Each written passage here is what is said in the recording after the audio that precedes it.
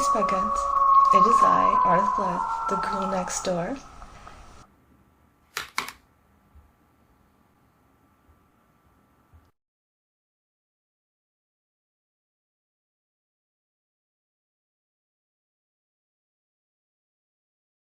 Hello, my Spugans. It is I, Arth Blood, the girl next door, your favorite girl fiend. And today is day 10 of my 13 Days of Halloween, 2025. And I've tried to do this video 4 times today. Here it is. It's so late tonight. I've decided to pivot instead of doing the video I was going to do because it just wasn't working. I'm going to jump into doing my ranking of the Rob Zombie movies. I was going to wait a week or two before I did this, but I'm going to do it now. So, coming in at... okay, and I have to say this before I even get into it. I actually originally did this list on my Letterboxd back in the summer of 2023. At that point, I had only seen 8 of his 9 movies, and I've recently seen his 9th movie. So I've shuffled these around a couple times since I originally did this 2 years ago. So, currently coming in at number 9 would be The Haunted World of El Superbeasto. This is his cartoon. And I don't quote me on this, but I do believe that he originally had this as a comic or a graphic novel before it became a cartoon movie. I shouldn't call it a cartoon. I should call it an animated feature because it is definitely not for children. When you say cartoon, you usually think children. No. This is like right up there with his other work. It's very vulgar, very gory, very over the top, very sexual, and it is the bottom of my list because it's not for me. It's not for me. And okay, so if you have never heard of this or if you've never seen it, it's the story of this lucha libre wrestler who is like kind of like a 007 Batman type of character, and the woman he needs to save, but she actually saves him. It's very weird. I kind of get where he was going with it. Like, the female character is this superhero of her own. So it kind of switches the damsel in distress story. But it wasn't for me. It just wasn't my style. You might like it. Great. But for me, it's number 9 on the list. Number 8. Okay. I'm probably going to get a lot of flack for this. I hear people screaming at me already and I haven't even said it yet. For me, number 8 is House of a Thousand Corpses. The one everyone else loves. I do not. I don't care for the story. I personally don't care for the way it was shot. I don't like the, that shot in negative night vision thing. It kind of took me out of the movie, which is weird because I love pretty much everything else he's done, and I love art house films, but House of Thousand Corpses, it's just, again, it's not for me. And it's got more to do with the style of it than the actual story, though Yeah, it's got more to do with the style than the actual story. And I think there's a little too many characters. There's, it feels like it's trying to be Pulp Fiction in a way. I'm not a fan of that one either. But like it's got too much going on. There's too many characters. I think they could have pared down a few of the characters. So for me personally, my number 8 is House of a Thousand Corpses. Moving on. Um, okay, so this one has kind of the next three you can really see, yes, there's the camera. The next 3 movies I keep changing my mind on. If I could put them all as a tie, I would. If I could put them all, but I can't. So currently number 7 is Halloween 2. And I literally just rewatched this a couple days ago. I have in my collection, the Rob Zombie movies I have in my collection are simply the 2 Halloween movies and the Munsters. Those are what I have in my personal collection. I still have to get some of his other ones, but I recently, literally a couple of days ago, just rewatched Halloween 2, and I like part of it. Like, it's a good movie. It's a solid movie. I like the fact that he did something different from the original. I kind of like the world he was trying to build. But at the same time, it gets a little bogged down. It's almost like he's telling 2 stories, almost as if he had enough footage or enough script for a third, and it almost feels like how many times can I say almost? It sort of feels to me like he's squished 2 movies together into one instead of making them 2 separate movies. Otherwise, if he had kind of taken certain elements and put them in part 2, and taken certain elements and taken them and saved them and done a part 3, I think I would have liked it a little more. I think it would have worked a little bit better. I do, however, love the fact that they made Dr. Loomis kind of a narcissistic bad guy. I'm so there for that. Moving on, number 6. His movie 31. I know a lot of people hate this one. I really like this one. I saw this a couple of years ago, and I liked the idea that it was leading more towards a combination of a maze that nobody could get out of, one of those escape rooms, and the Texas Chainsaw Massacre. You can see the Texas Chainsaw Massacre is everywhere in his stuff. And when I was watching 31, I actually wondered if it was meant to be his version of like a prequel to Texas Chainsaw. It really felt like it should be a prequel to Texas Chainsaw. That's probably why I liked it.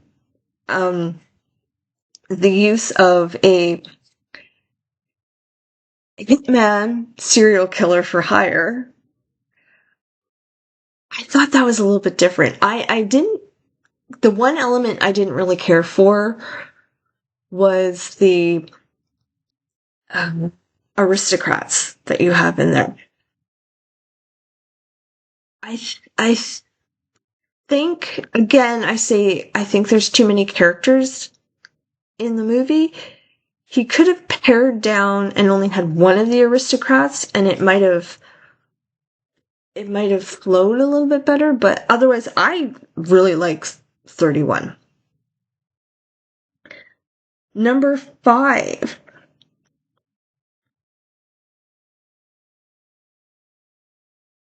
Halloween.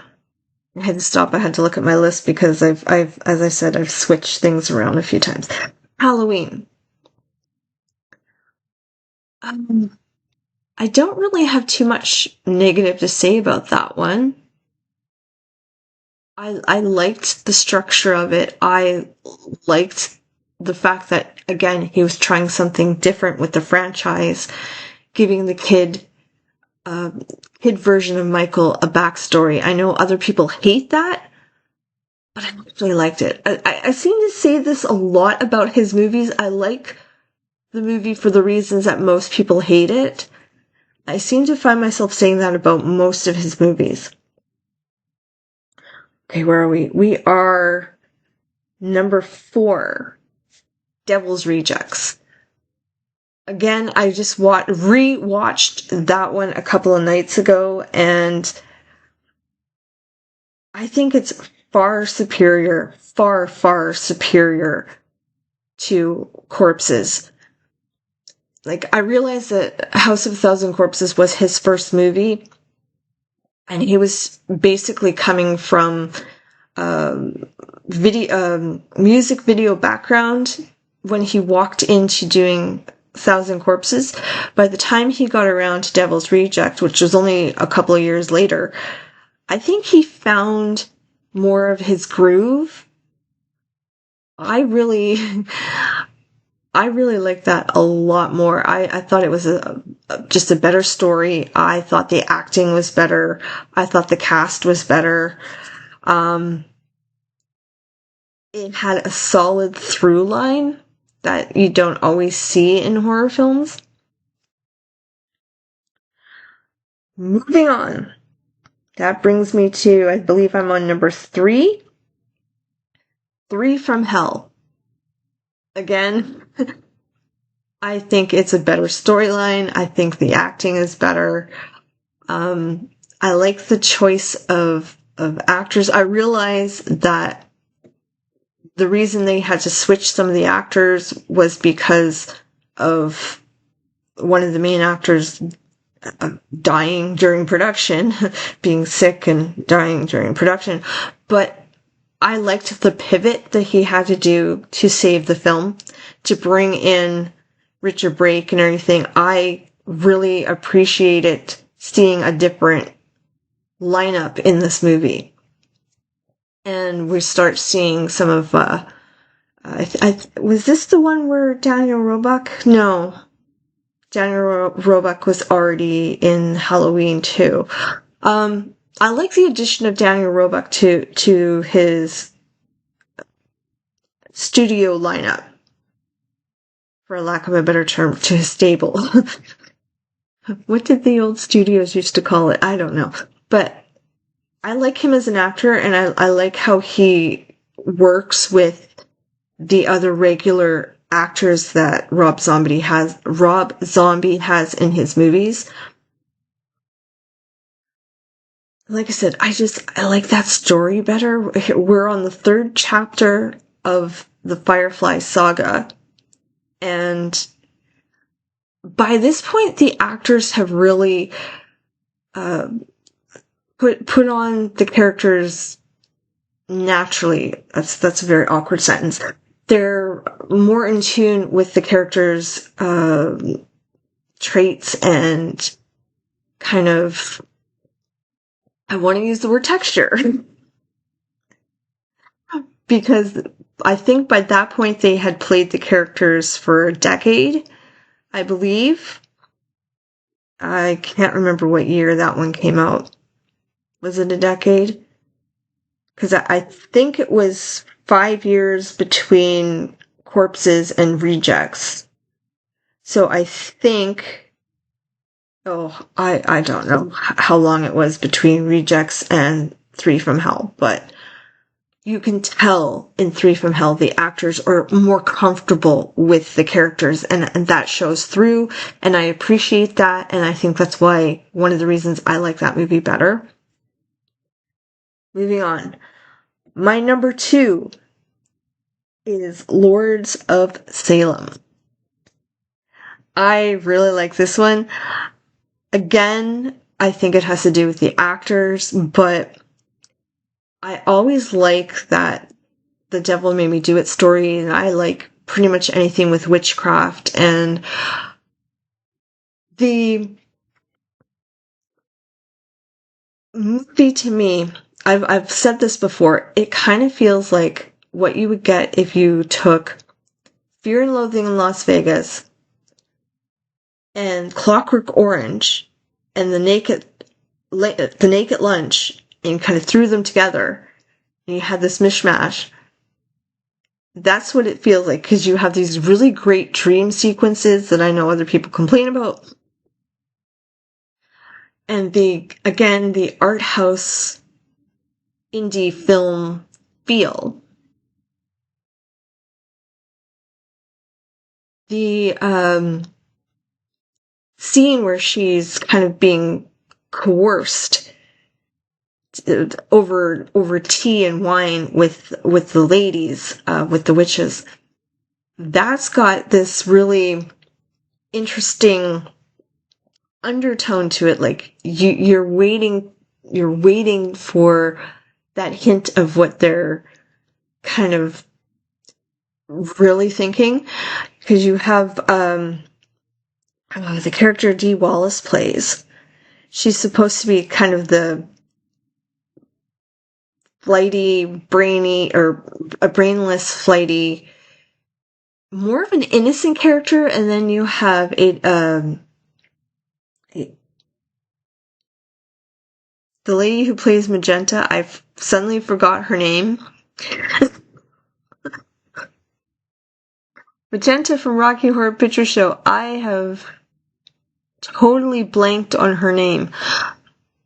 She's supposed to be this seductive, kind of catty character. Reminds me, all three of the witches kind of remind me of Witches of Eastwick. There's that, again, that underbelly, that undertone hinting at things much darker, but at the same time in a playful way, if that makes any sense to anybody. So that would bring me to number 1, which, no surprise, no shock to anybody, because I've talked about it before, The Munsters. That is my personal favorite Rob Zombie movie, and I know I'm going to hear a lot of hate about that, but that's alright. You have your opinion, I have mine. I like it. Again, I've said this for the reasons other people seem to hate it.